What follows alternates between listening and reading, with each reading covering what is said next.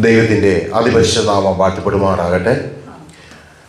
ഈ സ്ഥലം സഭയിൽ കടന്നു വരുവാൻ ദൈവം ഒരുക്കിയ അവസ്ഥനാണ്. ദൈവത്തിന് സകല മഹത്വവും സകല പൂഴ്ചയും അർപ്പിച്ചുകൊള്ളുന്നു.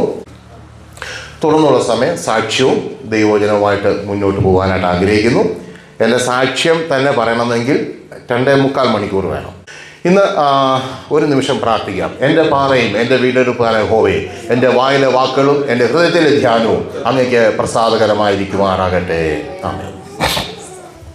ഇന്ന് ഞാൻ നിങ്ങളോട് സംസാരിക്കുന്ന ദൈവവചനത്തിന് ആധാരമായി തിരഞ്ഞെടുക്കുന്ന വാക്യം നെഹമ്യാവിൻ്റെ പുസ്തകം 8-ാം അധ്യായം 10-ാം വാക്യം. നെഹമ്യാവ് 8-ാം അധ്യായം 10-ാം വാക്യം ഒന്ന് വായിച്ചാൽ അതിൻ്റെ സി പാർട്ടാണ് നമ്മൾ ചിന്തിക്കുന്നത്. പക്ഷെ മുഴുവൻ വാക്യവും വായിക്കുക.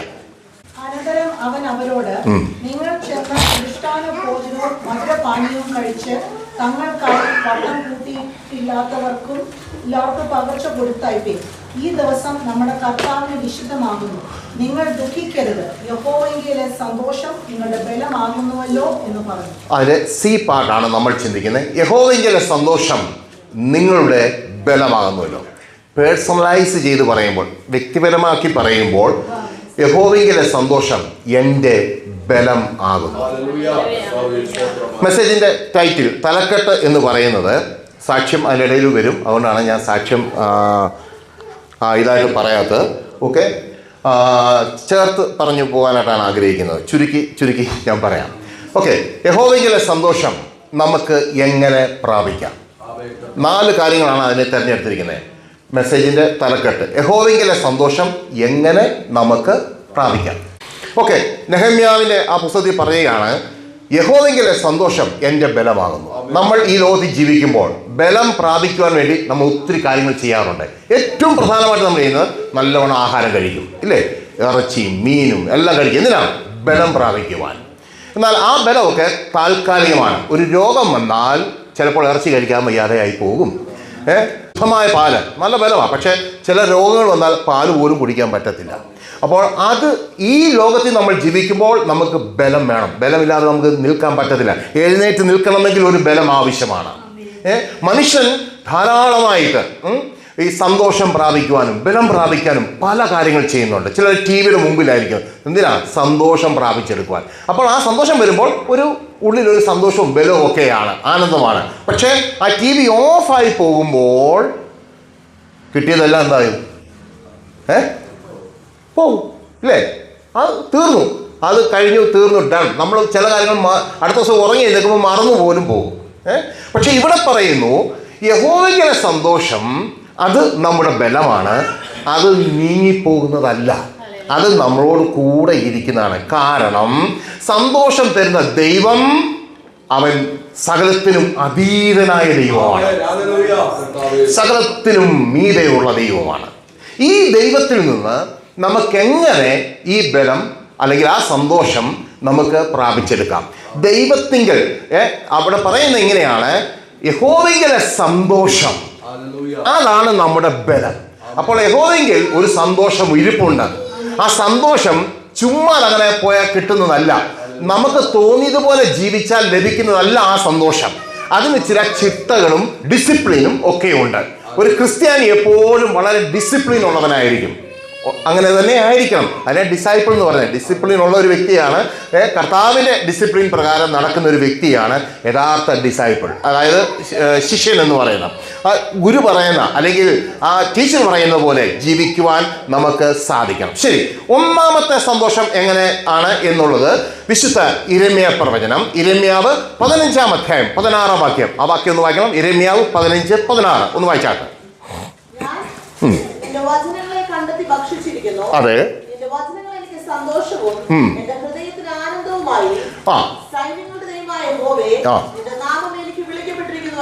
മതി. അവിടെ പറയാണ്, ഞാൻ നിന്റെ വചനങ്ങളെ കണ്ടെത്തി ഭക്ഷിച്ചിരിക്കുന്നു. അവ അല്ലെങ്കിൽ ഏതാ? ആ ദൈവത്തിന്റെ വചനം എനിക്ക് സന്തോഷവും എൻ്റെ ഹൃദയത്തിന് ആനന്ദകരം. സന്തോഷവും ആനന്ദകരം. അതായത് നമ്മൾ സ്കൂളിൽ പഠിച്ചിട്ടുണ്ട്, പല ഡിഗ്രികളുണ്ട് ഇല്ലേ, കമ്പാരിറ്റീവ് ഡിഗ്രി, സൂപ്പർലേറ്റീവ് ഡിഗ്രി എന്നൊക്കെ പറഞ്ഞിട്ടുണ്ട്. സന്തോഷത്തിനേക്കാൾ കൂടിയതാണ് സന്തോഷമുള്ളൊരു വ്യക്തി അടുത്ത സ്റ്റേജിലേക്ക് പോകുന്നതാണ് ആനന്ദം. അവിടെ പറയാണ്, ഞാൻ നിന്റെ വചനങ്ങളെ കണ്ടെത്തി ഭക്ഷിച്ചു. അപ്പൊ ഞാൻ ചോദിക്കട്ടെ, ഇവിടെ എന്താ നമുക്ക് സന്തോഷം പകരുന്നത്? ഞാൻ നിന്റെ വചനങ്ങളെ കണ്ടെത്തി ഭക്ഷിച്ചു, അവ എനിക്ക് സന്തോഷം. ഈ വചനം എങ്ങനെ സന്തോഷം തരുന്നത്? വചനം നമുക്ക് അവിടെ ഇരിപ്പുണ്ട്, അത് സന്തോഷം എങ്ങനെ തരും? കാരണം വചനം, അത് ഈ വചനം എന്ന് പറഞ്ഞാൽ എന്താണ്? പറഞ്ഞേ, നിങ്ങൾക്കറിയാവുന്ന കാര്യമാണ്. വചനം എന്ന് പറഞ്ഞാൽ എന്താ? നമ്മളെല്ലാം പറയും വചനം വചനം. പാസ്റ്ററൊക്കെ ശരിക്കും പറയുന്നുണ്ടായിരിക്കും വചനം വായിക്കണം, ധ്യാനിക്കണം എന്നൊക്കെ പറയും. എന്തിനാ അതൊക്കെ ഇങ്ങനെ ധ്യാനിക്കുക? ഈ വചനത്തിൽ എന്താ നമുക്ക് ലഭിക്കുന്നത്? വചനത്തിൽ എങ്ങനെയാ ഈ വചനം വായിച്ചാൽ സന്തോഷം വല്ലതും കിട്ടുമോ? വചനം ദൈവമാണ്. അതേ ഉള്ള ആൻസർ. നമുക്ക് നിത്യമായ സന്തോഷം അല്ലെങ്കിൽ ശാശ്വതമായ സന്തോഷം തരുവാൻ ദൈവത്തിന് മാത്രമേ സാധ്യമാകൂ. ചില കാര്യങ്ങൾ പറയാം വചനത്തിലൂടെ ലഭിക്കുന്ന സമയം. ഈ മുഴുവൻ പറയാൻ പറ്റത്തില്ല, ഞാൻ അത് കട്ട് ഷോട്ട് ചെയ്തതാണ് ഞാനിപ്പോൾ നിങ്ങളുടെ മുമ്പിൽ നിൽക്കുന്നത്. വചനം ദൈവമാണ്. യോഹന്നാൻ എഴുതിയ സുവിശേഷം 1:1 ആദിയിൽ വചനം ഉണ്ടായിരുന്നു, വചനം ദൈവത്തോടു കൂടിയായിരുന്നു, വചനം ദൈവമായിരുന്നു. യോഹന്നാൻ 1:14 ആ വചനം ജഡമായി തീർന്ന് കൃപയും സത്യവും നിറഞ്ഞവനായി നമ്മുടെ ഇടയിൽ പാർത്തു. അതാണ് യേശു. വചനം സമം യേശു. ഇനി ഈ വചനമാണ് നമുക്ക് ജീവൻ തരുന്നത്. യോഹന്നാൻ എഴുതിയ സുവിശേഷം 6:63 അവിടെ എഴുതിയിരിക്കുന്നു, ഞാൻ നിങ്ങളോട് സംസാരിച്ച വചനം തന്നെ ആത്മാവും ജീവനുമാകുന്നു. യോഹന്നാൻ എഴുതിയ സുവിശേഷം 6:68 പത്രോസ് പറയുകയാണ്, ഓ ദൈവമേ, നിന്നെ വിട്ട് ഞങ്ങൾ എവിടെ പോകും? അങ്ങനെ പക്കലല്ലോ നിത്യജീവന്റെ വചനമുള്ളത്. ഓ എവർ ലാസ്റ്റിംഗ് ലൈഫ്, അല്ലെങ്കിൽ ആ തരുന്ന വചനം അങ്ങനെ പക്കല യേശുവേ ഉള്ളത്. ഇനി ഈ വചനം സൗഖ്യമാക്കുന്ന വചനമാണ്. നമുക്ക് സൗഖ്യം ലഭിക്കുമ്പോൾ നമുക്ക് സന്തോഷമുണ്ടാകും. അതെ, യോഹന്നാൻ എഴുതിയ സുവിശേഷം 15:3 യേശു പറഞ്ഞു, ഞാൻ നിങ്ങളോട് സംസാരിച്ച വചനം നിങ്ങളെ ശുദ്ധി ചെയ്യുന്നു. എവിടുന്ന്? പാപത്തിൽ നിന്ന് ശുദ്ധീകരിക്കുന്ന വചനം. ആ വചനം നമ്മളെ സൗഖ്യമാക്കുകയാണ്. സകല രോഗത്തിന് മൂല കാരണം പാപമാണ്. റോമാലേഖനം 6:23 അതെ, അവിടെ പറയുന്നു പാപത്തിന്റെ ശമ്പളം മരണമാണ്. എന്നാൽ യേശു ക്രിസ്തുവിലോ എന്താണുള്ളത്? നിത്യജീവനാണുള്ളത്. പാപം രോഗത്തെ കൊണ്ടുവരുന്നു. അതെ, മത്തായിയുടെ സുവിശേഷം 8:17 യേശുവിന്റെ അടുക്കൽ വന്ന സകല മത്തായി 8:17 യേശുവിന്റെ അടുക്കൽ വന്ന സകല രോഗികളെയും അവൻ സൗഖ്യമാക്കി. സങ്കീർത്തനം 103 അവൻ സകല രോഗികളെയും സൗഖ്യമാക്കുന്നു. സങ്കീർത്തനം 107:20 അവൻ വചനം അയച്ച് സകലരെ സൗഖ്യമാക്കി. അവരുടെ കുഴികളിൽ നിന്ന് അവരെ വിടുവിച്ചാൽ ദൈവം വചനം സൗഖ്യമാക്കുന്നതാണ്. കാരണം വചനത്തിന് ക്രിയേറ്റീവ് പവർ ഉണ്ട്, നിർമ്മാണ ശക്തിയുണ്ട്. ശൂന്യതയിൽ നിന്ന് സകലത്തെയും ഒരു വാക്കുകൊണ്ട് ഉളവാക്കിയ ഒരു ദൈവം, ആ ദൈവം ഇന്നും ജീവിക്കുന്ന പ്രിയരെ. ആ ദൈവം അതേ ദൈവമാണ്. ദൈവത്തിന് ഒരിക്കലും മാറ്റമില്ല. ദൈവവചനം പറയുന്നു, അതെ, യെശയ്യാവ് 46:3 യഹോവയായ ഞാൻ അനന്യനായ ദൈവമാകുന്നു, വാർദ്ധക്യ കാലത്തോളം ഞാൻ അനന്യൻ തന്നെ. ഞാൻ നിങ്ങളെ ചുമക്കുകയും ചുമന്ന് വഹിക്കുകയും വിടുവിക്കുകയും ചെയ്യുന്ന ദൈവം, മാറ്റമില്ലാത്ത ദൈവം. മലാക്കി 3:6 യഹോവയായ ഞാൻ മാറാത്തവനാണ്. അനന്യനായ ദൈവം, മാറാത്ത ദൈവം, വാക്ക് പറഞ്ഞാൽ മാറ്റമില്ലാത്ത ദൈവം. ആ സർവശക്തനായ ദൈവം ഇന്ന് എന്റെ നിങ്ങളെ കൂടെ ജീവിക്കാൻ ആഗ്രഹിക്കുന്ന ദൈവം. വചനം നമുക്ക് സന്തോഷം തരുന്നു. വചനം നമ്മളെ ശുദ്ധി ചെയ്യുന്നു. വചനം നമ്മളെ സൗഖ്യമാക്കുന്നു. വചനം പാപത്തിൽ നിന്ന് നമ്മളെ വിടുവിക്കുന്നു. വചനം യേശുവാണ്, അത് കൃപയാണ്, അത് സത്യമാണ്. ജീവിതം കൃപയും സത്യവും കൊണ്ട് നിറയുമ്പോൾ യേശു നമ്മുടെ ഉള്ളിലുണ്ട്. ഞാൻ നിന്റെ വചനങ്ങളെ കണ്ടെത്തി ഭക്ഷിച്ചിരിക്കുന്നു, അവ എനിക്ക് സന്തോഷവും എന്റെ ഹൃദയത്തിന് ആനന്ദവുമാകുന്നു.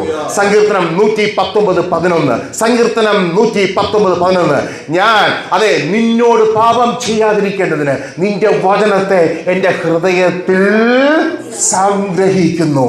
ഹൃദയം വചനം കൊണ്ട് നിറയട്ടെ. എബ്രായർ 4:12 നമ്മൾ പറയാറുണ്ട്, വചനത്തിന്റെ ഡെഫിനിഷനാണ്. ഹീബ്രു 4:12 അവിടെ പറയുന്നു, അതെ, വചനം ഇരുവായിട്ടുള്ള ഏത് വാളിനേക്കാളും മൂർച്ചയേറിയത്, സന്ധി മജ്ജകളെയും അസ്ഥികളെയും തുളച്ചു ചെല്ലുന്നത്, ചിന്തകളെയും അതെ നമ്മുടെ സകലത്തെയും അത് വിചലനം ചെയ്യുന്ന അത് ആയുധമാണ് ദൈവവചനം.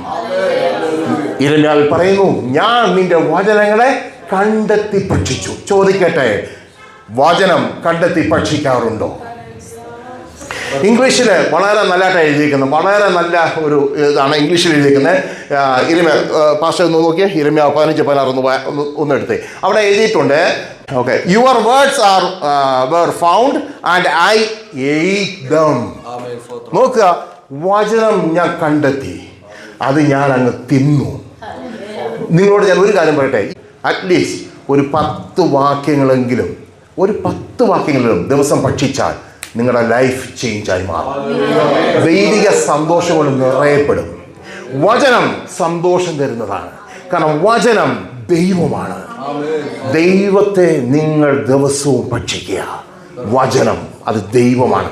യേശു അപ്പനാണ്, ഹോളി സ്പിരിറ്റാണ്. അത് നമ്മുടെ ഉള്ളിൽ ഉണ്ടാകട്ടെ. അപ്പോൾ നമ്മളെ കാണുന്നവർ യേശുവിനെ കാണുവാൻ ഇടയായിത്തീരും. അത് ഞാൻ അവിടെ നിർത്തുകയാണ്. യഹോവയിലെ സന്തോഷം എൻ്റെ ബലമാകുന്നു. എങ്ങനെ പ്രാപിക്കാം?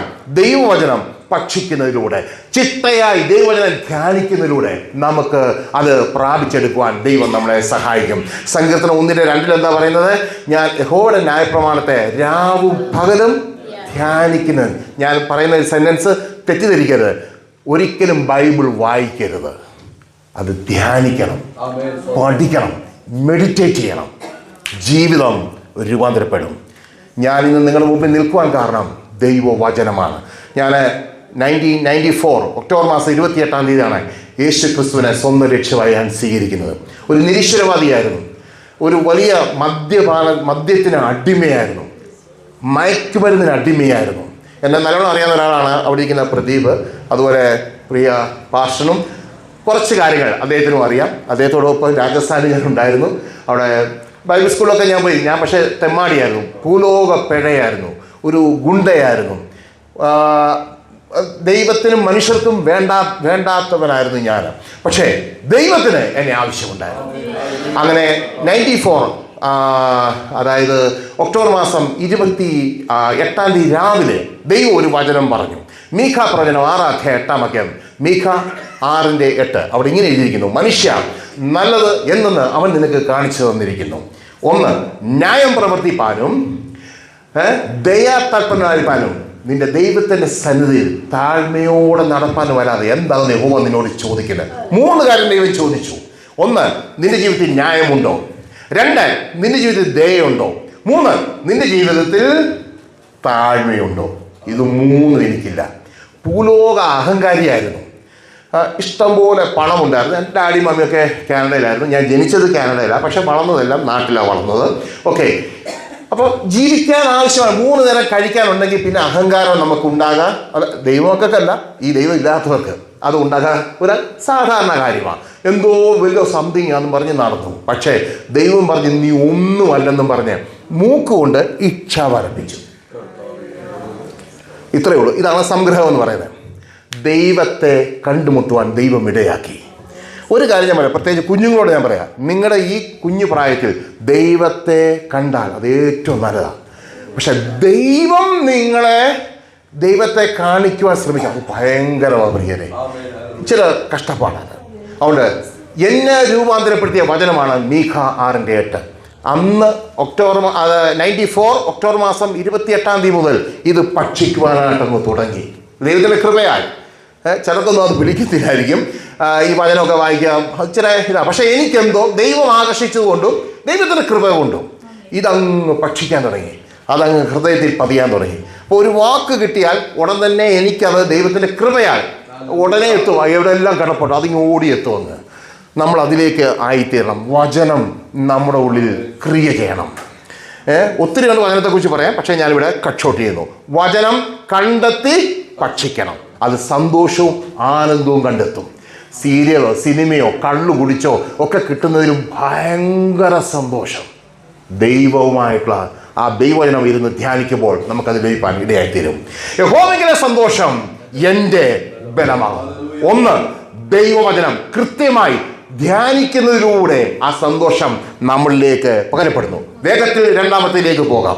അതെ, യെശയ്യാപ്രവചനം 56:7 യെശയ്യാവ് 56:7 ഞാൻ അവരെ എൻ്റെ പ്രാർത്ഥനാലയത്തിലേക്ക് കൊണ്ടുവന്ന് അവരെ ഞാൻ സന്തോഷിപ്പിക്കും. ഒന്നുകൂടെ ഞാൻ വായിക്കുന്നു. ഞാൻ അവരെ എൻ്റെ പ്രാർത്ഥനാലയത്തിലേക്ക് കൊണ്ടുവന്ന് ഞാൻ അവരെ സന്തോഷിപ്പിക്കും. എന്താണ് പ്രാർത്ഥനാലയത്തിൽ നടക്കുന്നത്? എന്തായിരിക്കും? എന്താണ് പ്രാർത്ഥനാലയത്തിൽ എന്താ നടക്കുന്നത്? ഏത്തി പറഞ്ഞാട്ടെ. പ്രാർത്ഥന വെറും നിസ്സാരം. ഞാൻ വളരെ ഇതായിട്ട് നിങ്ങളുടെയും കൂടെ പാർട്ടിസിപ്പേഷൻ എനിക്ക് വേണം, അതുകൊണ്ട് ചോദിക്കുന്ന. ഓക്കെ, പ്രാർത്ഥനാലയ സന്തോഷം. ഇനി ഞാൻ ഒരു കാര്യം ചോദിക്കട്ടെ, ഈ പ്രാർത്ഥിക്കുമ്പോൾ എങ്ങനെ നമുക്ക് സന്തോഷം ഉണ്ടാകുന്നത്? ഇതുവരെ പ്രതികരിക്കാത്തവരൊന്ന് പ്രതികരിച്ച്.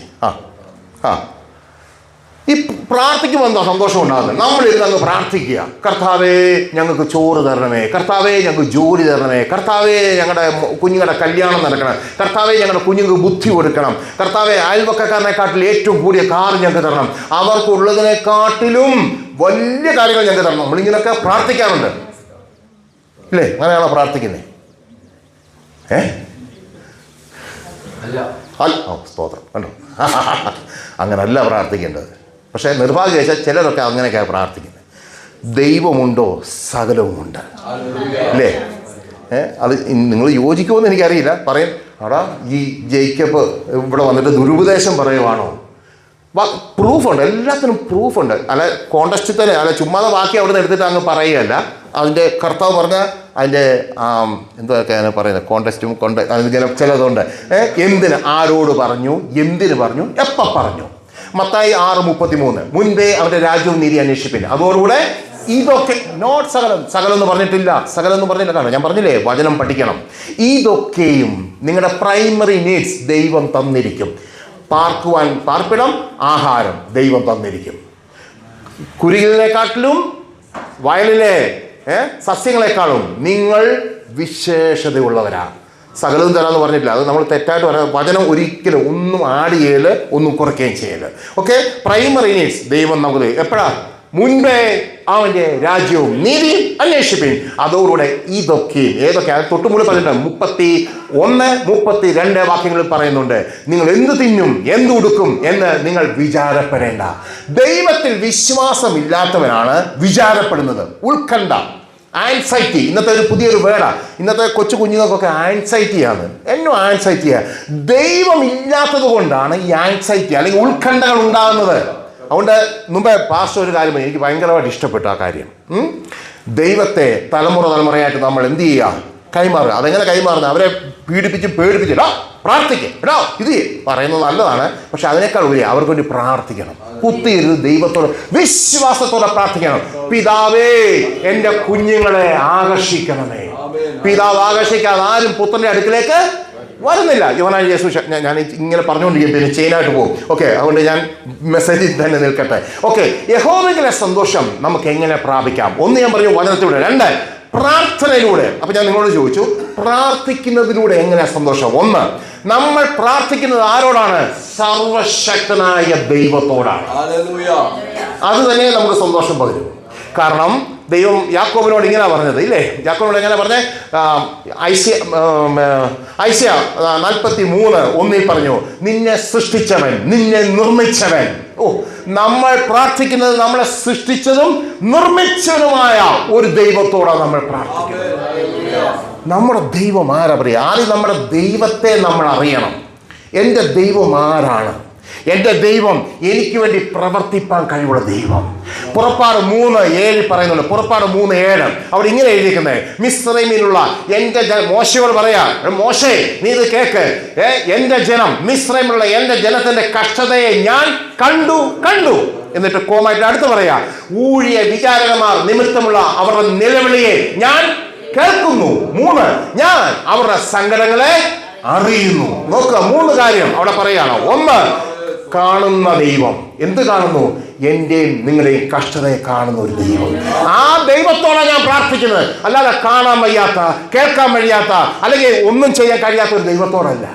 ഞാനും നിങ്ങളും പ്രാർത്ഥിക്കുമ്പോൾ ആ ദൈവം എൻ്റെ പ്രാർത്ഥനയെ കേൾക്കുന്ന ദൈവമാണ്. 2, ഊഴിയ വിചാരമാണ്. അത് കാണുന്നു. 2, കേൾക്കുന്നു. 3, അവരുടെ നിലവിളിയെ കേൾക്കുന്ന ദൈവം. 3, അവർ സങ്കടം. അതാണ് എനിക്ക് ഏറ്റവും ഇഷ്ടപ്പെട്ട കാര്യം. അതാണ് ഞാൻ നിങ്ങളോട് ഇന്ന് പങ്കുവെക്കാനും പോകുന്നത്. ഈ ഒരു പോയിന്റിൽ പറയാൻ പോകുന്നത്, നമ്മുടെ സങ്കടങ്ങളെ നമ്മൾ എവിടെ വെക്കുന്നത്? നമ്മുടെ എല്ലാ സങ്കടങ്ങളും നമ്മൾ എല്ലാവരോടും പറയുമോ? ഇല്ല. ഭാര്യയോട് പോലും അല്ലെങ്കിൽ ഭർത്താവിനോട് പോലും പറയാത്ത സങ്കടങ്ങൾ നമ്മുടെ ഉള്ളിൽ കാണും. പക്ഷേ അതറിയുന്ന ഒരു ദൈവമുണ്ട്. ആ ദൈവത്തോടാണ് ഞാൻ പ്രാർത്ഥിക്കുന്നത്. അത് പ്രാർത്ഥിച്ചു കഴിഞ്ഞിട്ട് ദൈവം കണ്ടും കേട്ടും അവിടെ ഇരിക്കുകയല്ല, ഇത് അറിഞ്ഞിട്ടും അവിടെ ഇരിക്കുകയല്ല. തൊട്ട് താഴെ പറയാം, 7ാമത്തെ വാക്യം പൂർത്തിയാകുമ്പോൾ നിങ്ങൾ താഴോട്ട് വായിക്കും, അറിയാം, ഞാൻ ഇറങ്ങി വരുന്ന ദൈവമാണ്. ഓ പ്രിയരേ, എന്ത് ഇതാണെന്നറിയാമോ? ഞാൻ പ്രാർത്ഥിക്കുമ്പോൾ എൻ്റെ കഷ്ടതയെ കാണുന്ന ഒരു ദൈവമുണ്ട്, അത് കേൾക്കുന്ന ഒരു ദൈവമുണ്ട്. കണ്ടും കേട്ടും അവിടെ ഇരിക്കുന്ന ദൈവമല്ല, ഇറങ്ങി വരുന്ന ദൈവം. എന്തിനാ ഇറങ്ങി വരുന്നത്? പ്രിയരെ, നമ്മളെ ആശ്ലേഷിക്കുവാൻ, നമ്മുടെ പ്രശ്നങ്ങൾക്ക് പരിഹാരം തരുവാൻ ഈ ദൈവം ഇറങ്ങി വരുന്ന ദൈവമാണ്. അതെ, സങ്കീർത്തനം 46 ഇന്ന് വായിച്ചായിരുന്നു. യഹോവ എന്റെ സങ്കേതവും ബലമാകുന്നു, കഷ്ടങ്ങളിൽ അവൻ ഏറ്റവും അടുത്ത തുണയാകുന്ന ദൈവമാണ്. സങ്കീർത്തനം 50:15 കഷ്ടകാലത്തിനെ വിളിച്ചപേക്ഷിക്ക്, ഞാൻ നിങ്ങൾക്ക് ഉത്തരവുള്ള ദൈവമാണ്. അമ്മേ, സങ്കീർത്തനം 91:15 കഷ്ടകാലത്തിനെ വിളിച്ചപേക്ഷിക്ക്, ഞാൻ നിന്നോട് കൂടെ ഇരിക്കുന്ന ദൈവമാണ്. ഞാൻ നിന്നെ വിടുവിക്കുകയും നീ എന്നെ മഹത്വപ്പെടുത്തുകയും ചെയ്യും. സങ്കീർത്തനം 138:7 സങ്കീർത്തനം 138:7 ഞാൻ കഷ്ടതയുടെ നടുവിൽ നടന്നാലും നീ എന്നെ ജീവിപ്പിക്കുന്ന ദൈവം. ഓ ഹല്ലേലൂയ, ഹല്ലേലൂയ. പ്രിയരെ, കഷ്ടകാലത്ത് എന്നെ നിങ്ങളെ തള്ളിക്കളയാത്ത ഒരു ദൈവമുണ്ട്. നീ പ്രാർത്ഥിക്കുമ്പോൾ നിനക്ക് തുണയായിരിക്കുന്നു നിന്റെ കഷ്ടകാലത്ത്. നീ പ്രാർത്ഥിക്കുമ്പോൾ, നിന്നോടെല്ലാവരും മിണ്ടാതിരിക്കുമ്പോൾ നിനക്ക് ഉത്തരമറിയാൻ ഇറങ്ങി വരുന്ന ഒരു ദൈവമുണ്ട്. കഷ്ടകാലത്ത് എന്നോടൊപ്പം ആരും ഇല്ലല്ലോ എന്ന് പറഞ്ഞ് വ്യസനിക്കുമ്പോൾ, എന്നെ സഹായിക്കാൻ ആരുമില്ലല്ലോ ദൈവമേ എന്ന് ഞാൻ നിങ്ങൾ നീങ്ങിപ്പെട്ടുമ്പോൾ നിന്നോടുകൂടെ ഇരിക്കുവാൻ ഇറങ്ങി വരുന്ന ദൈവമുണ്ട്. ഓ കർത്താവേ, ഞാൻ ഈ കഷ്ടതയുടെ നടുവിലാണല്ലോ, ഇതിൽ എനിക്കൊരു മോചനമില്ലേ എന്ന് പറയുമ്പോൾ നിന്നെ ജീവിപ്പിക്കുന്ന, നിന്റെ കൈ പിടിച്ച് നടത്തുന്ന ഒരു ദൈവമുണ്ട്. ഓ, ആ ദൈവം കർത്താവായ യേശു ക്രിസ്തുവാകുന്നു, ജീവിക്കുന്ന ദൈവം. ആമേൻ. ഞാൻ അവരെ എൻ്റെ പ്രാർത്ഥനാലയത്തിലേക്ക് കൊണ്ടുവന്ന് ഞാൻ അവരെ സന്തോഷിപ്പിക്കുന്ന ദൈവം. ചോദിക്കട്ടെ, പ്രാർത്ഥിക്കാറുണ്ടോ? നമ്മൾ പറയുന്ന ഒരു വലിയൊരു ഒരു കാര്യമുണ്ട്, ഇന്ന് സമയമില്ല, ദൈവമേ കാത്തുകൊള്ളേ. അല്ല, ദൈവസന്നിധിയിൽ അല്പസമയം നമ്മൾ പ്രാർത്ഥിക്കണം. വചനം പഠിപ്പിക്കുന്നു, വചനം പറയുന്നു. മത്തായിയുടെ സുവിശേഷം, അതെ, അതിൻ്റെ 6-ാം അധ്യായം 7-ാം അധ്യായത്തിലൊക്കെ കർത്താവ് പറഞ്ഞു, നിങ്ങൾ പ്രാർത്ഥിക്കണം. യാചിപ്പീൻ, മത്തായി 7:7, യാചിപ്പീൻ എന്നാൽ നിങ്ങൾക്ക് ലഭിക്കും, അന്വേഷിപ്പീൻ എന്നാൽ നിങ്ങൾ കണ്ടെത്തും, മുട്ടുവീൻ എന്നാൽ നിങ്ങൾക്ക് തുറക്കപ്പെടും. അതെ, ലൂക്കോസിന്റെ സുവിശേഷം 22-ാം അധ്യായം 46-ാം വാക്യം, പരീക്ഷയിൽ അകപ്പെടാതിരിക്കാൻ ഉണർന്ന് പ്രാർത്ഥിപ്പീൻ. മർക്കോസ് 14:38, പരീക്ഷയിൽ നിങ്ങൾ അകപ്പെടാതിരിക്കാൻ ഉണർന്നെഴുന്നേറ്റ് പ്രാർത്ഥിപ്പീൻ. മത്തായിയുടെ സുവിശേഷം 21-ാം അധ്യായം 38, അവിടെ പരീക്ഷയിൽ അകപ്പെടാതിരിക്കാൻ ഉണർന്ന് പ്രാർത്ഥിക്കുക. ലൂക്കോസിന്റെ സുവിശേഷം 18-ാം അധ്യായം 1-ാം വാക്യം, ലൂക്കോസ് 18:1, പ്രാർത്ഥനയിൽ മടുത്തു പോകരുത്. വചനം പിന്നെ പഠിപ്പിക്കുന്നു. അതെ, 1 തെസ്സലോനിക്ക ലേഖനം 5-ാം അധ്യായം 17-ാം വാക്യം, ഇടവിടാതെ പ്രാർത്ഥിപ്പീൻ, ഇടവിടാതെ പ്രാർത്ഥിക്കുക. അതെ, എഫേസ്യ ലേഖനം 6-ാം അധ്യായം 18-ാം വാക്യം, എഫേസ്യർ 6:18, നിരന്തരം പ്രാർത്ഥിക്കുക, നിരന്തരം പ്രാർത്ഥിക്കുക, ഇടതടവില്ലാതെ പ്രാർത്ഥിക്കുക. കൊലോസ്യ ലേഖനം 4-ാം അധ്യായം 2-ാം വാക്യം, കൊലോസ്യർ 4:2, പ്രാർത്ഥനയിൽ ഊറ്റിരിപ്പീൻ, പ്രാർത്ഥനയിൽ ഊറ്റിരിക്കണം. നിങ്ങൾ കുത്തിയിരുന്ന് പ്രാർത്ഥിക്കണം. അതെ, മത്തായിയുടെ സുവിശേഷം 11-ാം അധ്യായം നമ്മളെ വീണ്ടും പഠിപ്പിക്കുന്നു. യേശു പറഞ്ഞു, വിശ്വാസത്തോടെ പ്രാർത്ഥിക്കുക. നിങ്ങൾ വിശ്വാസത്തോടെ ഈ മലയോട് നീങ്ങിപ്പോകാന്ന് പറഞ്ഞാൽ ആ മല നീങ്ങിപ്പോകും. പ്രാർത്ഥന കേൾക്കുന്ന ദൈവം ജീവിക്കുന്നു. പ്രാർത്ഥന നമ്മോട് പറഞ്ഞിട്ടുണ്ട്, പ്രാർത്ഥിക്കുക. പക്ഷെ ചോദിക്കട്ടെ, ഞാനും നിങ്ങൾ പ്രാർത്ഥിക്കാറുണ്ടോ? അതെ, ഞാൻ അവരെ എൻ്റെ വിശുദ്ധ ആലയത്തിലേക്ക് കൊണ്ടുവന്ന്, എൻ്റെ പ്രാർത്ഥനാലയത്തിലേക്ക് ഞാൻ അവരെ കൊണ്ടുവന്ന് ഞാൻ സന്തോഷിപ്പിക്കുന്ന ഒരു ദൈവമാണ്. പ്രാർത്ഥനയിലൂടെ യഹോവയുടെ സന്തോഷം എനിക്കും നിങ്ങൾക്കും പ്രാപിച്ചെടുക്കാൻ സാധിക്കും. നിങ്ങൾ പ്രാപിച്ചെടുത്തിട്ടുണ്ടോ? അങ്ങനെ പ്രാർത്ഥിച്ച് പ്രാർത്ഥന നമുക്ക് ഉത്തരമുള്ള ദൈവമാണ് നമ്മുടെ ദൈവം. യഹോവയുടെ സന്തോഷം എൻ്റെ ബലമാകും. 1, വചനധ്യാനത്തിലൂടെ, ചിട്ടയായ വചനധ്യാനത്തിലൂടെ ആ സന്തോഷം നമുക്ക് പ്രാപിച്ചെടുക്കാൻ സാധിക്കും. 2, പ്രാർത്ഥനയിലൂടെ അത് നമുക്ക് പ്രാപിച്ചെടുക്കാൻ സാധിക്കും. എൻ്റെ ജീവിതാനുഭവവുമായി ബന്ധപ്പെട്ട് പറയട്ടെ, ഞാൻ ഒരു സുവിശേഷകരുടെ മകനായിരുന്നു. സുവിശേഷ വേലക്കാരുടെ മകനായിട്ടാണ് ഞാൻ ജനിച്ചത്. പക്ഷേ ഞാൻ ഒരു നിരീശ്വരവാദിയും മദ്യപാനിയും. എൻ്റെ മമ്മി വലിയൊരു പ്രാർത്ഥനക്കാരിയായിരുന്നു. ഞങ്ങളുടെ വീട്ടിൽ എല്ലാ ബുധനാഴ്ചയും എല്ലാ ദിവസവും അവിടെ ആൾക്കാർ വരുമായിരുന്നു, പ്രാർത്ഥിക്കുമായിരുന്നു. പക്ഷേ എൻ്റെ മമ്മി എൻ്റെ ചെറുപ്പത്തിൽ ഈ ലോകം വിട്ട് കടന്നുപോയി. അപ്പോൾ ഞാൻ അങ്ങനെ തീരുമാനിച്ചു. എൻ്റെ ഫാദർ ഭയങ്കര സ്ട്രിക്റ്റ് ആയിരുന്നു, ഭയങ്കര ചിട്ട. 13 വർഷം സെമിനാരിയിൽ പഠിക്കുകയും അദ്ദേഹം വലിയൊരു സ്കോളറൊക്കെ ആയിരുന്നു, വചന പണ്ഡിതമൊക്കെ ആയിരുന്നു. എന്നിരുന്നാലും ആ ഒരു വലിയ ചിട്ടയോടെ ഞങ്ങളെ വളർത്തിയത്. എനിക്കൊരു പെങ്ങളുണ്ട്, ഒരു സിസ്റ്ററുണ്ട്, എൻ്റെ ഇളയിലാണ് അവൾ ഇവിടെ നാട്ടിൽ തന്നെയുണ്ട്. ഓക്കെ, എനിവേ ഞങ്ങൾ രണ്ടുപേരും അപ്പോൾ ഞങ്ങൾക്ക് സ്നേഹം മമ്മിയോടായിരുന്നു. എന്നെ ഡാഡി ഭയങ്കര ശിക്ഷിക്കും. 5 മണിയാകുമ്പോൾ എഴുന്നേക്കണം, എഴുന്നേറ്റില്ല അപ്പോഴേ അടിയാം. ഇന്നും ഞാൻ രാവിലെ പക്ഷേ പിന്നെ നമ്മൾ ജീവിതത്തിലേക്ക് കാല് വെക്കുമ്പോഴാണ് മനസ്സിൽ ഇതൊക്കെ നന്മയായിരുന്നു. അന്ന് ഇതൊന്നും മനസ്സിലാകത്തില്ല. ഭയങ്കര ദേഷ്യമായിരുന്നു അപ്പനോട്. അപ്പോൾ അങ്ങനെ എന്നെ അടിക്കുമ്പോൾ മമ്മി വന്ന് എന്നെ അങ്ങ് അടക്കം പിടിക്കും. ആ അടി കൊള്ളുന്ന മുഴുവൻ മമ്മിയായിരുന്നു. അപ്പോൾ മമ്മിയോട് ഭയങ്കര സ്നേഹമായിരുന്നു. പക്ഷേ മമ്മിയെ ദൈവം അങ്ങ് എടുത്തുകൊണ്ട് പോയി. അല്ല, ദൈവത്തിന് ഉദ്ദേശമുണ്ട്, നമുക്ക് ആദ്യം മനസ്സിലാകത്തില്ല. അങ്ങനെ ആ മരണം എൻ്റെ ജീവിതത്തെ ഭയങ്കരമായിട്ട് ബാധിച്ചു. വളരെ ധീരെ മദ്യത്തിന് അടിമയായി. അങ്ങനെ പിന്നെ ധീരെ ഡ്രഗ്സിന് അഡിക്റ്റായി. അങ്ങനെ മദ്യവും മയക്കുമരുന്ന് അടിമയായി. ഞാൻ ഡൽഹിയിലേക്ക് വീട്ടിൽ നിന്ന് വലിയൊരു തുക മോട്ടിച്ചുകൊണ്ട് ഡൽഹി കടന്നുപോയി. തുടർന്ന് അവിടെ നിന്നാണ് ഞാൻ രാജസ്ഥാനിൽ പോകുന്നത്. അങ്ങനെയാണ് ഇവരുടെ കോളേജിലൊക്കെ ഞാൻ അവിടെ ചെന്നുപെടുന്നത്. അവിടെ കുക്കായിട്ടാണ് ഞാൻ ആദ്യം ചെല്ലുന്നത്. തുടർന്ന് അവിടുത്തെ ഓർഫൻ പിള്ളേരുമായിട്ട് ഭയങ്കര സൗഹൃദമായി. അങ്ങനെ തുടർന്ന് അവിടെ നടക്കുന്ന ഒരു കോൺഫറൻസ് വെച്ച് പിടിക്കപ്പെട്ടു. അവിടുത്തെ ഡോക്ടർ എം എ തോമസൊക്കെ എൻ്റെ സ്വന്തം ഒരു അങ്കിളാണ്. അതൊന്നും എനിക്കറിയില്ലായിരുന്നു. പക്ഷേ എല്ലാം ദൈവത്തിനെല്ലാം ഒരു അത്ഭുതം ഉണ്ടായിരുന്നു. എല്ലാം ദൈവത്തിൻ്റെ പദ്ധതി പ്രകാരമായിരുന്നു. ഇനി അതാണ് ഞാൻ പറയാൻ വരുന്നത്. അതിൻ്റെ കാരണം എൻ്റെ അമ്മ പ്രാർത്ഥിക്കുന്ന ഒരു അമ്മയായിരുന്നു. അപ്പൻ സുവിശേഷ വേല ചെയ്യുന്ന ഒരു അപ്പനായിരുന്നു. ദൈവം അത് മാനിക്കുന്ന ദൈവമാണ്. ഇവിടെ ഇരിക്കുന്ന നിങ്ങളോട് ഞാനൊരു കാര്യം പറയട്ടെ. നിങ്ങൾ പ്രത്യേകിച്ച് ഈ പ്രാർത്ഥനയൊക്കെ അമ്മമാർക്ക് മാത്രമായിട്ട് തീരെഴുതി കൊടുത്തിരിക്കുന്ന ഒന്നല്ല. നിങ്ങളും പ്രാർത്ഥന നിങ്ങളുടെ കുഞ്ഞുങ്ങൾക്ക് വേണ്ടി പ്രാർത്ഥിച്ചാൽ ദൈവം അത്ഭുതം ചെയ്യും. 91 ഞാൻ ജനുവരി മാസം 30-ാം തീയതി ആദ്യമായിട്ട് ആത്മഹത്യ ചെയ്യാൻ ശ്രമിച്ചു. കുറേ ഗുളിക കഴിച്ച് 14 ദിവസം അബോധാവസ്ഥ. റാന്നി മേനാന്തോട് ഹോസ്പിറ്റൽ, ഇന്ന് ആ ഹോസ്പിറ്റൽ ഇല്ല. ആ ഡോക്ടറും ഈ ലോകത്ത് ഞങ്ങളുടെ ഫാമിലി ഡോക്ടറാണ് ഡോക്ടർ സിറിയക് ജോസഫ് എന്ന് പറയുന്നത്. ഓക്കെ, അത് വളരെ ഫേമസ് ആയിട്ടുള്ളൊരു ഡോക്ടറാണ്. അതിന് മകൻ ഇന്നുണ്ട് മുത്തൂറ്റ് ഹോസ്പിറ്റലിൽ. പ്രദീപിന് ഈ സംഭവങ്ങളൊക്കെ അറിയാം. അതുകൊണ്ട് ചിലപ്പോൾ നിങ്ങളൊക്കെ ഇവിടെ വന്ന് ഇതൊക്കെ പറഞ്ഞ് ഞാനീ തെളിവ് പേരൊക്കെ പറയുന്നത് പറഞ്ഞാൽ നിങ്ങൾക്ക് തിരക്കാൻ പറ്റും. അതുകൊണ്ടാണ് ഞാനിത് പറയുന്നത്. അദ്ദേഹം പറഞ്ഞു, തോമാച്ചാ, എൻ്റെ ഡാഡിയുടെ പേര് PC തോമസ് ആണ്, ഒഫീഷ്യൽ പെറ്റ്നെയും തങ്കച്ചൻ. അല്ല, എൻ്റെ ഡാഡി മമ്മി ലോകത്ത് മാറ്റപ്പെട്ടു. ഓക്കെ, പറഞ്ഞു മോൻ മരിച്ചു പോകും, അറിയിക്കേണ്ടതെല്ലാം അറിയിച്ചാൽ പറഞ്ഞു. അപ്പോൾ എൻ്റെ മമ്മിയുടെ കല്ലറയിൽ തന്നെ അടക്കാൻ വേണ്ടി അന്ന് ഞാൻ മർത്തോമക്കാരനായിരുന്നു. അവിടുന്ന് ഞാൻ രക്ഷിക്കപ്പെട്ട് ഞാൻ ഈ വിശ്വാസത്തിലേക്ക് വന്നേ. എനിക്ക് ഈ സഭയൊന്നും എനിക്ക് ഇഷ്ടമല്ല, അതൊക്കെ മനുഷ്യനുണ്ടാക്കിയ കാര്യമാണ്. ഓക്കെ, ഞാൻ വിവാദം ഒന്ന് ശ്രദ്ധിക്കാം, പാസ്റ്റേ ഒന്നും തോന്നുന്നില്ല. ഓക്കെ, എന്തായാലും ശരി, ബൈബിളാണ് സകലത്തിൻ്റെയും അടിസ്ഥാനം. കർത്താവ് യേശു ക്രിസ്തുവാണ് ഫൗണ്ടേഷൻ. നിന്റെ ജീവിതത്തിൻ്റെ നിന്റെ അടിസ്ഥാനം യേശുവാണോ, ദൈവവചനമാണോ, നിന്നെ ഒരു കുഞ്ഞിനും തൊടാൻ പറ്റത്തില്ല. അത് വചനമാണ്. യോശുവയുടെ ദൈവം പറഞ്ഞില്ലേ? യോശുവയുടെ ദൈവം എന്താ പറഞ്ഞേ?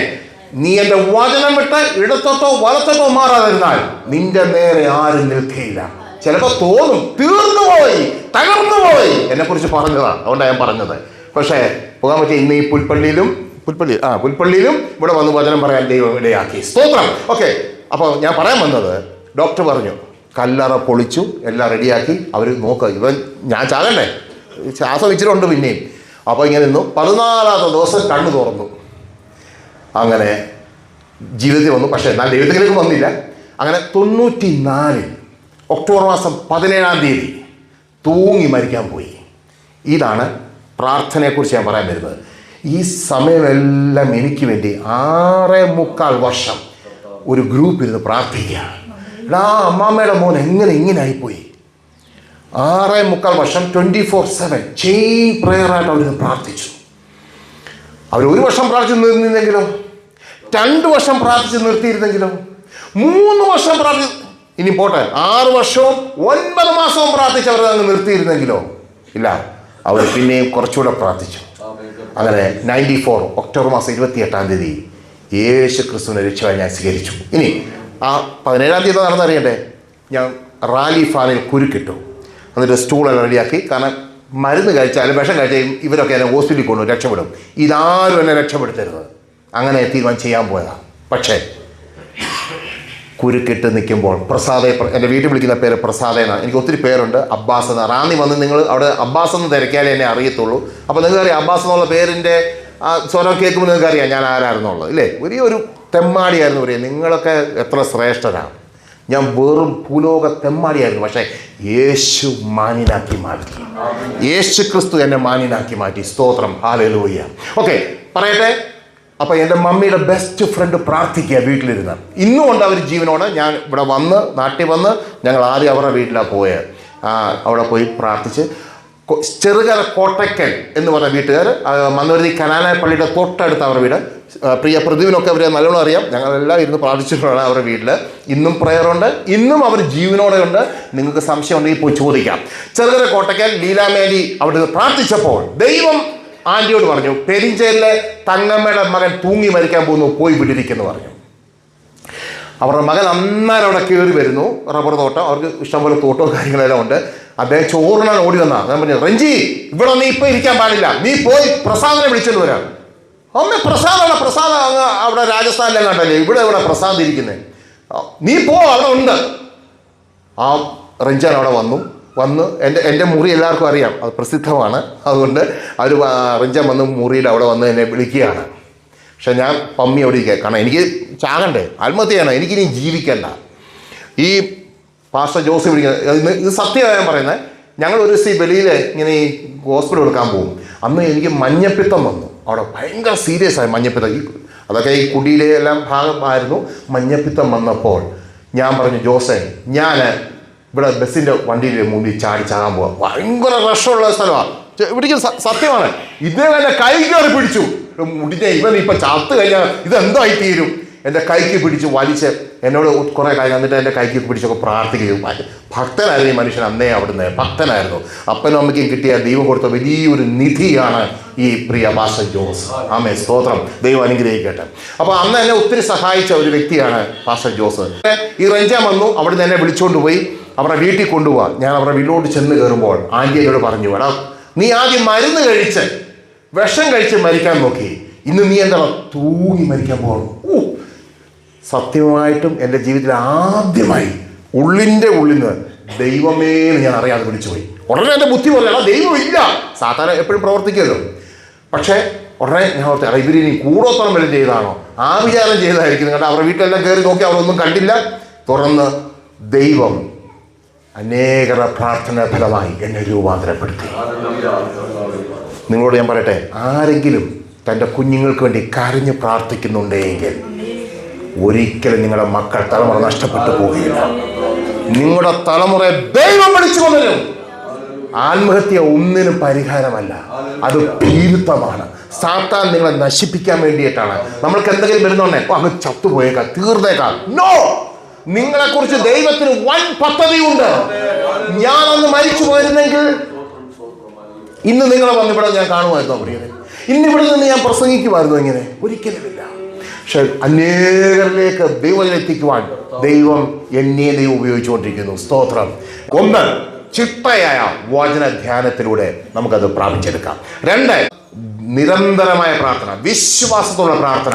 യഹോവയിലെ സന്തോഷം അത് നമ്മുടെ ജീവിതത്തിലേക്ക് പകരുന്ന ഒരു ദൈവമാണ്. വേഗത്തിൽ മൂന്നാമത്തേലേക്ക് കടന്നു പോകാം. വിശുദ്ധ യോഹന്നാന്റെ സുവിശേഷം 15 വാക്യം 10-11 വാക്യം ഒന്ന് വായിച്ച്.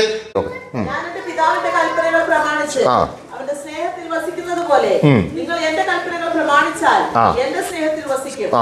എന്റെ സന്തോഷം നിങ്ങളിൽ ഇരിപ്പാനും നിങ്ങളുടെ സന്തോഷം പൂർണ്ണമാകുവാനും ഞാൻ നിങ്ങളോട് സംസാരിച്ചിരിക്കുന്നു. ഓക്കെ, അവിടെ പറയാണ് 11ാമത്തെ വാക്യം അവിടെ എഴുതിയിരിക്കുന്നത് ഇങ്ങനെയാണ്: എൻ്റെ സന്തോഷം നിങ്ങളിൽ ഇരിപ്പാനും, അതായത് ദൈവത്തിൻ്റെ സന്തോഷം നമ്മളിൽ ഇരിപ്പാനും നമ്മുടെ സന്തോഷം പൂർണ്ണമാകുവാനും ഞാൻ 10ാമത്തെ വാക്യം നിങ്ങളോട് സംസാരിച്ചിരിക്കുന്നു. 10ാമത്തെ വാക്യത്തിൽ എന്താ പറഞ്ഞിരിക്കുന്നത്?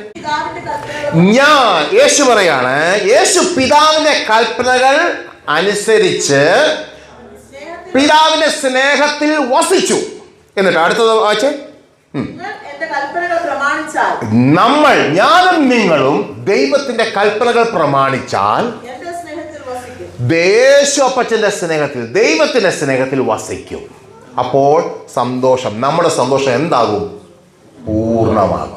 അപ്പൊ അവിടെ എന്ത് ചെയ്താലാണ് നമുക്ക് സന്തോഷം കിട്ടുന്നത്? കൽപ്പനകൾ അനുസരിക്കുന്നതിലൂടെ ആണ് അത് ഉണ്ടാകുന്നത്. അവിടെ വ്യക്തമായിട്ട് എഴുതി വെച്ചേക്കുകയാണ്. അതിലൊന്നും കൺകോർഡൻസോ കമൻട്രി ഒന്നും തേടിപ്പോണ്ട ആവശ്യമില്ല. വളരെ നല്ലവണ്ണം നമ്മൾ മനസ്സിരുത്തി പ്രാർത്ഥനയോട് ബൈബിൾ വായിച്ചാൽ നമുക്ക് മനസ്സിലാക്കാവുന്ന കാര്യമേ ഉള്ളൂ. ഓക്കെ, അവിടെ പറയാണ് കൽപ്പനകൾ അനുസരിക്കുന്നതിലൂടെ യഹോവയിലെ സന്തോഷം നമുക്ക് പ്രാപിച്ചെടുക്കുവാൻ സാധിക്കും. അതെ, 1 യോഹന്നാൻ അതിൻ്റെ 5-ാം അധ്യായം 3-ാം വാക്യം ഇങ്ങനെ പറയുന്നു, യഹോവയുടെ കൽപ്പനകൾ ഭാരമുള്ളതല്ല, അത് നമുക്ക് അനുസരിക്കാവുന്ന കാര്യമേ ഉള്ളൂ. എങ്ങനെയാണ് ദൈവത്തിൻ്റെ കൽപ്പന അനുസരിക്കുന്നത്? ചിലർ കൽപ്പനകളെല്ലാം അങ്ങോട്ട് എഴുതി വെക്കും, എന്നിട്ട് ചിലപ്പോൾ ഭിത്തിയിൽ ഒട്ടിക്കും, പ്രാർത്ഥനാ മുറിയിൽ ഒട്ടിച്ചു വെക്കും, ബൈബിളിൻ്റെ ഇതിൽ ഒട്ടിച്ചു വെക്കും, എന്നിട്ട് കൈ വെച്ച് കർത്താവ് ഇതെല്ലാം സാധിക്കാൻ കൃപ. അങ്ങനല്ല പ്രിയരെ, എഴുതി വെക്കുന്നതല്ല, കാണാതെ പഠിക്കുന്നതെന്നല്ല. വചനം എപ്പോഴും നല്ല, ഏത് വാക്യം കാണാതെ പഠിച്ചാൽ അത് നമുക്ക് എപ്പോഴും പ്രയോജനമാണ്. പക്ഷേ 1-ാമത്തെ കൽപ്പന അനുസരിക്കുക. ഇപ്പം ഞാൻ ഒരു ഉദാഹരണം അതിന് വേണ്ടി പറയാം. എനിക്ക് ഉദാഹരണമൊന്നും ഞാൻ അധികം പറയാറുള്ള കൂട്ടത്തിലല്ല, എപ്പോഴും എല്ലാം ബൈബിളിൽ നിന്നാണ് എടുക്കുന്നത്. ഒരു 10 സ്റ്റെപ്പുള്ള ഒരു ലാഡർ കൊണ്ട് അവിടെ വെച്ചേക്കുക. ഒരു ലാഡർ, ഏണി എന്നല്ല പറയും, ചില വാക്കുകൾ ചിലപ്പോൾ ചിലടത്തൊക്കെ ഇതാ കർത്താവേ. ഓക്കെ, ഏണി വെച്ച് കുരുമുളക് ഒക്കെ പറിക്കാൻ നമ്മൾ ഏണി ഉപയോഗിക്കും. 1-ാമത്തെ കാല് 10-ാമത്തെ കൊണ്ട് കാല് വെക്കാൻ പറ്റുമോ? ഇല്ല. 1, 2, 3, 4 അങ്ങനെ പെരിയെ സ്തോത്രം പറഞ്ഞ് 1-ാമത്തെ ചെയ്യുക, സ്തോത്രം പറഞ്ഞ് 2-ാമത്തെ ചെയ്യുക, 3 ദൈവമേ ഇത് അങ്ങനെ കൽപ്പന അനുസരിച്ച് കൃപ തരണമേ, പ്രാർത്ഥിക്കുക. സ്റ്റെപ്പ് ബൈ സ്റ്റെപ്പായിട്ട് കയറുക. 10-ാമത്തെ പടിയിലും കയറി വിജയം പ്രാപിപ്പാൻ ദൈവസഹായം. ഇതുപോലെ നമുക്ക് 1-ാമത്തെ കൽപ്പന, 2-ാമത്തെ കൽപ്പന, 3 ഇങ്ങനെ നമുക്കത് സാധിക്കും. വലിയ ഭാരമുള്ളതല്ല ദൈവത്തിൻ്റെ കൽപ്പനകൾ അനുസരിക്കുക. കൽപ്പനകൾ അനുസരിക്കുന്നതിലൂടെ ദൈവത്തിൻ്റെ ആ വലിയ സന്തോഷം നമ്മളിലേക്ക് പകരപ്പെടും. 1-ാമത്തെ കൽപ്പന അനുസരിക്കുമ്പോൾ, ഓ കർത്താവേ എനിക്ക് കൃപ ലഭിച്ചു. 2-ാമത്തത്, ഓ ദൈവമേ ഇത് സാധിച്ചു. 3 അങ്ങനെ ദൈവത്തിൻ്റെ ഓരോ കൽപ്പന അനുസരിപ്പാൻ കൃപ ലഭിക്കുമ്പോൾ ദൈവിക സന്തോഷം നമ്മളിലേക്ക് വരുന്നു. ഇനി അതിനെ ഏറ്റവും നല്ലൊരു വാക്യമുണ്ട്. ഈ കൽപ്പനകൾ അനുസരിക്കുമ്പോൾ ദൈവം പ്രസാദിക്കും. ഒരു വാക്യം നമുക്കൊന്ന് വായിക്കാം, അത് നിങ്ങളെല്ലാവരും എടുക്കുക. 1 യോഹന്നാന്റെ ലേഖനമാണ്. ഓക്കെ, ആ 1 യോഹന്നാൻ 3-ാം അധ്യായം അതിൻ്റെ 22-ാമത്തെ വാക്യം ഒന്ന് നോക്കിക്കേ. 22 1 യോഹന്നാൻ 3-ന്റെ 20 മേ ബി എത്ര അത്? ഓക്കെ അതെ അത് തന്നെ. അവന്റെ കൽപ്പനകളെ നാം ഇത് നോക്കണം, നിങ്ങൾ അണ്ടർലൈൻ ചെയ്യണം, ഇത് മെഡിറ്റേറ്റ്, എന്താണ് പറഞ്ഞത്, ധ്യാനിക്കണം ഇത്. ഓക്കെ, 3:22 വായിച്ചേ.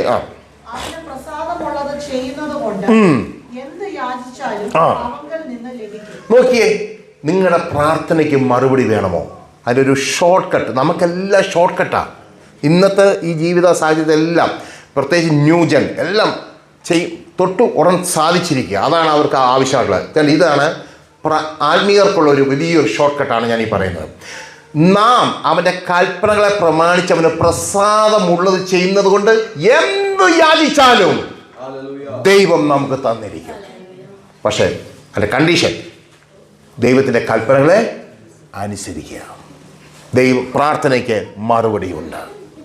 നിങ്ങൾ പ്രാർത്ഥിക്കണം, ദൈവമേ അങ്ങനെ കൽപ്പന അനുസരിച്ച് അങ്ങേ പ്രസാദിപ്പിക്കുക, എനിക്ക് കൃപ തരണമേ എന്ന് ദൈവത്തോട് പ്രാർത്ഥിക്കുക. ഞാനത് ഇവിടെ കട്ട് ഷോട്ട് ചെയ്യുകയാണ്.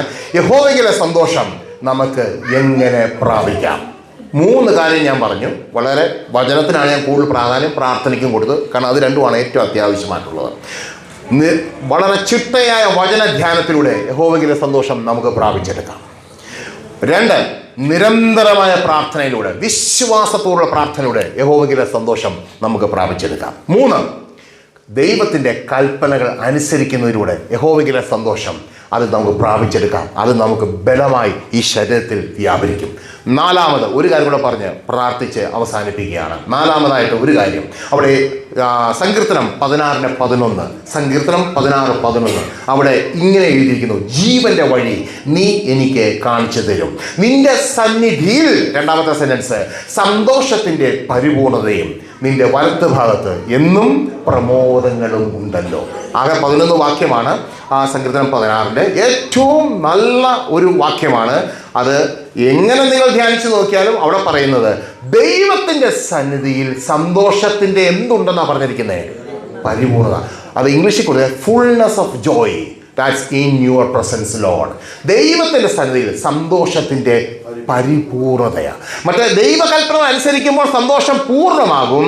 എന്നാൽ ദൈവ സാന്നിധ്യത്തിൽ ഞാനായിരിക്കുമ്പോൾ, ദൈവത്തിൻ്റെ സന്നിധിയിൽ വരുമ്പോൾ ആ സന്തോഷം പരിപൂർണമായി തീരുന്നു. ഓഹ്, അപ്പോൾ അവിടെ എന്താണ് നമുക്ക് സന്തോഷം നമുക്ക് തരുന്നത് എന്താണ്? പറഞ്ഞേ. വളരെ സിമ്പിളായിട്ട് അവിടെ ഇരിക്കുന്നത്, ജീവന്റെ വഴി നീ എനിക്ക് കാണിച്ചു തരും. അതിൻ്റെ അടുത്താ പറയുന്നത് നിന്റെ സന്നിധിയിൽ എന്തുണ്ട്? അപ്പം എന്താ നമുക്ക് സന്തോഷം വരുന്നത്? സാന്നിധ്യം, ദൈവത്തിൻ്റെ സന്നിധി, ദ പ്രസൻസ് ഓഫ് ഗോഡ്. ഈ വർഷിപ്പൊക്കെ ചെയ്യുമ്പോൾ നമ്മൾ ഈ ആരാധന എന്ന് പറഞ്ഞാൽ 2 പാട്ട് പാടുന്നതല്ല ആരാധന, അത് മാത്രമല്ല. പിന്നെ നമ്മളൊക്കെ അങ്ങനെ, ഞാനിപ്പോൾ അതിവിടെ പറഞ്ഞാൽ നിങ്ങൾക്ക് എല്ലാവരോട് ദേഷ്യമാവും. ദൈവത്തെ 24/7 നമ്മൾ ആരാധിക്കുകയാണ്. ഞാൻ നോക്കുമ്പോഴും ദൈവത്തെ ആരാധിക്കുകയാണ്. കാരണം ഒരു ദുർചിന്ത വന്നെങ്കിൽ ഉടൻ യേശുവിനെ അത് മാറട്ടെ, ദാറ്റ്സ് എ വർഷിപ്പ്. കാരണം ഞാൻ എൻ്റെ ദൈവത്തെ ഞാൻ ഫോളോ ചെയ്യാം. ഇപ്പോൾ സച്ചിനെ ആരാധിക്കുന്നു, സച്ചിനെ പോലെ ഹെയർ സ്റ്റൈൽ. ഇപ്പോൾ സച്ചിനല്ല, എൻ്റെ സമയത്തായിരുന്നു സച്ചിൻ തെണ്ടുൽക്കർ. ഇപ്പോൾ ആരാ എനിക്കറിയാം. സഞ്ജു സാംസണൊക്കെ ഭയങ്കര ഇഷ്ടമുള്ളവരൊക്കെ ഉണ്ട് ഇല്ലേ? ഇദ്ദേഹത്തിൻ്റെ ചെറിയ ഒരു സഞ്ജു സാംസൺ എന്താ ഈ ഹെയറും അവരുടെ സ്റ്റൈലൊക്കെ അതുപോലെ ഫോളോ ചെയ്യാൻ ശ്രമിക്കും. അവരെ ആരാധിക്കുക, കാരണം അവരെ പോലെ ആകാൻ ശ്രമിക്കുക. അതുപോലെയാണ് നമ്മൾ യേശുവിനെ പോലെ ആകാൻ ശ്രമിക്കുക. അത് എപ്പോഴും, അതായത് അദ്ദേഹം പറഞ്ഞിവിടെ, എനിക്കത് ഒത്തിരി ഇഷ്ടപ്പെട്ടു ആ മോൻ ഇവിടെ അത് പറഞ്ഞപ്പോൾ. ഇങ്ങോട്ട് വന്ന് ഞായറാഴ്ച വന്ന ഒരു പാട്ട് പാടി പോകുന്നതല്ല, അതല്ല ആരാധന. നമ്മൾ 24/7. സമയം തീരുന്നു. ഓക്കെ, ഞാൻ പറഞ്ഞത് നമ്മൾ എപ്പോഴും ദൈവത്തിൻ്റെ സാന്നിധ്യം 24/7 നമ്മുടെ ഒപ്പം ഉണ്ടായിരിക്കണം. ദൈവത്തിൻ്റെ മോശ ഇങ്ങനെ പ്രാർത്ഥിക്കും. പുറപ്പാട് ദിവസം 33-ാം അധ്യായം അതിൻ്റെ 17, 18, 19 വാക്യങ്ങൾ 14 തൊട്ട് തുറക്കുന്നുണ്ട്. ദൈവമേ അങ്ങയുടെ സാന്നിധ്യം അല്ല അങ്ങനെ അതെന്താ പറയുന്നത്? അങ്ങയുടെ സാന്നിധ്യമില്ലാതെ ഞങ്ങളെ എങ്ങും അയക്കരുത്. അങ്ങയുടെ കൃപ എന്നോട് കൂടെ ഉണ്ടെന്ന് അറിയുവാൻ തക്കവണ്ണം അങ്ങയുടെ സാന്നിധ്യം എൻ്റെ കൂടെ വരണമേ. അതൊക്കെ എന്ത് ഇതാണെന്നറിയാമോ പറയുന്നത്? അങ്ങോട്ട് ഇരുന്നങ്ങ് ധ്യാനിക്കണം, മെഡിറ്റേറ്റ് ചെയ്യണം. ഭയങ്കര മീനിങ് ആണ്. ദൈവത്തിൻ്റെ സാന്നിധ്യം, അവിടെ സന്തോഷത്തിൻ്റെ പരിപൂർണതയുണ്ട്. ഇനി ഞാൻ ഒരു കാര്യം കൂടെ പറയട്ടെ. ഞാൻ മെസ്സേജ് അത് ഇവിടെ ഞാൻ ചുരുക്കുകയാണ്. വചനം ധ്യാനിക്കുമ്പോൾ ദൈവ സാന്നിധ്യം ഓട്ടോമാറ്റിക്കായിട്ട് നമ്മളിലേക്ക് വരും. സർവശക്തനായ ദൈവം എന്നോട് സംസാരിക്കുകയാണ്. നിങ്ങളെക്കുറിച്ച് പ്രവചനം കേട്ടാൽ പാസ്റ്ററിൻ്റെ അടുക്കലല്ല പോകണ്ടേ, അല്ലെങ്കിൽ എന്താ ചില പ്രവാചകന്മാരെന്നൊക്കെ പറയുന്ന ഒരു ഗണമുണ്ട്. ഒത്തിരി ഇങ്ങനെയൊക്കെ ഉണ്ട്, പ്രാർത്ഥിച്ച് ഉത്തരം പറയുന്നവരൊക്കെ ഉണ്ടെന്ന് പറയുന്നുണ്ട്. പക്ഷെ ഞാൻ നിങ്ങളോട് പറയട്ടെ, നിങ്ങളെക്കുറിച്ചുള്ള മുഴുവൻ പ്രവചനവും, നിങ്ങളുടെ ഭാവിയും നിങ്ങളുടെ ഭാര്യയും നിങ്ങൾക്കുണ്ടാകുന്ന കുഞ്ഞുങ്ങളെക്കുറിച്ച് നിങ്ങളുടെ ജോലിയെക്കുറിച്ചെല്ലാം ഇതിനകത്ത് രേഖപ്പെടുത്തിയിട്ടുണ്ട്. പക്ഷെ മനസ്സിലാക്കണമെങ്കിൽ ഭയഭക്തിയോടെ പ്രാർത്ഥനയോടെ എടുത്തിതങ്ങോട്ട് വായിക്കണം. ദൈവം നിങ്ങളോട് പറയും നിങ്ങൾ എന്താ ചെയ്യാൻ പോകുന്നതെന്നുള്ളത്. അപ്പോൾ നിരന്തരമായ അല്ലെങ്കിൽ ആ പ്രാർത്ഥനയിലൂടെ ദൈവസാന്നിധ്യം അനുഭവിക്കുക. കാരണം പ്രാർത്ഥിക്കുമ്പോൾ ഞാൻ സർവശക്തനായ ദൈവത്തോട്, എൽ ഷദായ് ശക്തിമാനായ ദൈവത്തോടാണ് ഞാൻ പ്രാർത്ഥിക്കുന്നത്. യഹോവ നിസിയ ജയം തരുന്ന ഒരു ദൈവത്തോടാണ് ഞാൻ പ്രാർത്ഥിക്കുന്നത്. യഹോവ ജൈറ എനിക്ക് വേണ്ടി സകലം പ്രൊവൈഡ് ചെയ്യുന്ന ഒരു ദൈവത്തോടാണ് ഞാൻ പ്രാർത്ഥിക്കുന്നത്. യഹോവ ഷമ്മ എന്നോട് കൂടെ, ഞാൻ പോകുന്നിടത്തെല്ലാം അവിടെ യഹോവ അവിടെ ഉണ്ട്. ഞാൻ പോകുന്നിടത്തൊക്കെ ദൈവമുണ്ട്. അവൻ ഇമ്മാനുവേലാണ്, ദൈവം നമ്മോടുകൂടെ. ആ ദൈവത്തോടാണ് ഞാൻ പ്രാർത്ഥിക്കുന്നത്. കേൾക്കുന്ന ഒരു ദൈവം, അറിയുന്ന ഒരു ദൈവം, കാണുന്ന ഒരു ദൈവത്തോടാണ് ഞാൻ പ്രാർത്ഥിക്കുന്നത്. ദൈവ സാന്നിധ്യം ഇറങ്ങി വരും. ഇനി കൽപ്പനകൾ അനുസരിക്കുമ്പോൾ ആ സന്തോഷം അങ്ങോട്ട് പൂർണ്ണമാകും. ഇനി ഈ പ്രസൻസിൽ ഞാൻ ഇരിക്കുമ്പോൾ ആ സന്തോഷം പരിപൂർണതയുള്ളതായി മാറും. ഫുൾനെസ് ഓഫ് ജോയ്, അതെൻ്റെ ബലമാണ്. ആ ബലത്തോടെ ഞാൻ പോകുമ്പോൾ എന്നെ ശത്രുവൊന്നും ചെയ്യാൻ പറ്റില്ല. ഒരു കൂടോത്രവും ഒരു മന്ത്രവും ഒരു തന്ത്രവും ഒരു സൈന്യമെന്ന നിലപാടെ ഇറങ്ങിയാലും ഞാൻ ഭയപ്പെടുകയില്ല. കാരണം ഈ ദൈവം എന്നോട് കൂടെയുണ്ട്. യഹോവയിലെ സന്തോഷം നമ്മുടെ ബലമാകുന്നു. വചന ധ്യാനം നിരന്തരം, അത് വളരെ ചിട്ടയായ വചനധ്യാനത്തിലൂടെ ആ സന്തോഷം എന്നിലേക്ക് ഇറങ്ങി വരുന്നു. അതെനിക്ക് ബലമായി പരിണമിക്കുന്നു. നിരന്തരമായ പ്രാർത്ഥന, ചിട്ടയായ പ്രാർത്ഥനയിലൂടെ യഹോവയുടെ സന്തോഷം എന്നിലേക്ക് ഇറങ്ങി വരുന്നു. ദൈവ കൽപ്പനകൾ അനുസരിക്കുമ്പോൾ ആ സന്തോഷം ഇറങ്ങി വരുന്നു. ദൈവ സാന്നിധ്യത്തിൽ ഞാനായിരിക്കുമ്പോൾ, ദൈവത്തിൻ്റെ സന്നിധി ഞാനിരിക്കുമ്പോൾ ആ സന്തോഷം പരിപൂർണമാകുന്നു. നിങ്ങൾ ഓരോരുത്തരും ചിട്ടയായ വളരെ ഡിസിപ്ലിനായിട്ട് ദൈവജനം ധ്യാനിച്ച് മുന്നോട്ട് പോയി ആ സന്തോഷം പ്രാപിച്ച് നിരന്തരമായ വിശ്വാസത്തോടുകൂടി പ്രാർത്ഥിച്ച് ആ ദൈവിക സന്തോഷം അല്ലെങ്കിൽ ആ ദൈവികമായ ആ സന്തോഷം നിങ്ങളിലേക്ക് പകർന്ന് ദൈവകൽപ്പനകൾ നിങ്ങൾ അനുസരിക്കുമ്പോൾ ചുറ്റുമുള്ളവർ കാണും, ഇവൻ ദൈവത്തിൻ്റെ ഒരു പൈതലാണ്, അല്ലെങ്കിൽ ഇവളൊരു ദൈവത്തിൻ്റെ പൈതലാണ്, ഈ ദൈവത്തെ ഞങ്ങൾക്കും വേണം. ഇവർക്ക് ഭയങ്കര സന്തോഷമാണല്ലോ, ഇവർക്ക് ബലമാണ്, ഇവരെ പ്രതിസന്ധികൾ വരുമ്പോൾ ഇവർ അതിനെല്ലാം തരണം ചെയ്തു പോകുന്നല്ലോ, ഇതെങ്ങനെ സംഭവിക്കുന്നു അവർ ചോദിക്കും. കൽപ്പന അനുസരിച്ച് നിങ്ങൾ പൂർണ്ണമായ സന്തോഷത്തിലെത്തുമ്പോൾ, പരിപൂർണമായ സന്തോഷത്തിൽ നിങ്ങളായിരിക്കുമ്പോൾ, പ്രിയ പ്രദീപ് മുമ്പ് പറഞ്ഞാൽ അദ്ദേഹത്തിൻ്റെ ഭാര്യയ്ക്ക് ഭയങ്കരമായ അസുഖം വന്നു, വളരെ പക്ഷെ മരണകരമായ രീതിയിലുള്ള ഒരു അസുഖമാണ്. അതിന് ആദ്യമൊന്നും അറിയത്തില്ലായിരുന്നു എന്താണ്, പലയിടത്ത് കൊണ്ടുപോയി പലതുമൊക്കെ ചെയ്തു, പക്ഷെ പ്രാർത്ഥിച്ചു, കാത്തിരുന്നു. പക്ഷെ പ്രതിസന്ധി വന്നപ്പോൾ അവർ കുലുങ്ങിയില്ല, അവർ വേറെ എങ്ങും പോയില്ല, ദൈവത്തിൻ്റെ സന്നിധിയിൽ തന്നെ ഇരുന്നു. മരണമെങ്കിൽ മരണം, ദൈവത്തെ വിട്ടുപോകയില്ല. അതാണ് പ്രിയരെ വിശ്വാസം എന്ന് പറയുന്നത്. അത് സാധിക്കുന്നത് ഈ യഹോവയുടെ സന്തോഷം പ്രാപിച്ചൊരു വ്യക്തിക്ക് മാത്രമേ സാധിക്കൂ. യഹോവയുടെ സന്തോഷം അത് എൻ്റെ ബലമാകുന്നു.